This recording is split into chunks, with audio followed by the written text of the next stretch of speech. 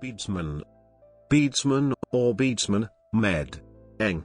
Bede, prayer, from eng. Biddan, to pray, literally a man of prayer, and from Anglo Saxon bed, was generally a pensioner or almsman whose duty it was to pray for his benefactor. Function.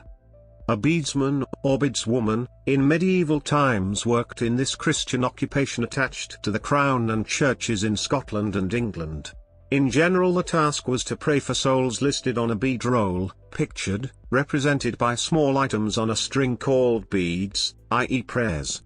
Souls who wished to be prayed for, secured their listing by giving alms, donations, or gifts. Or, if a departed member of a guild, the chaplain would add them to the roll for prayer post-mortem. When, in the 12th and 13th centuries, the use of little perforated globes of bone, wood, or amber, threaded on a string, came into fashion for the purpose of counting the repetitions of the Our Father or Hail Mary, these objects themselves became known as beads, later becoming known as beads. Bead house. Bedesmen were sometimes accommodated in a bead house, an almshouse, some of which have survived into modern times. These are generally considered to be buildings of special interest and are often listed.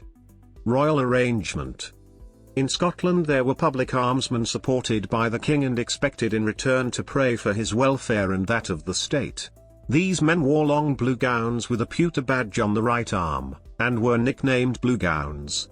Their number corresponded to the king's years, an extra one being added each royal birthday. They were privileged to ask alms throughout Scotland. On the king's birthday each beadsman received a new blue gown, a loaf, a bottle of ale, and a leathern purse containing a penny for every year of the king's life. On the pewter badge which they wore were their name and the words pass and repass, which authorized them to ask alms. The last beadsman died in Aberdeen in 1988. England. In consequence of its use in this general sense of pensioner, beadsman was long used in English as equivalent to servant. The word had a special sense as the name for those almsmen attached to cathedrals and other churches, whose duty it was to pray for the souls of deceased benefactors. A relic of pre-Reformation times, these old men still figure in the accounts of English cathedrals. Elsewhere.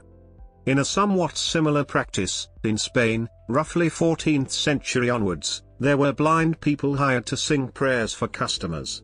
Some customers were regulars, others hired these singers only from time to time.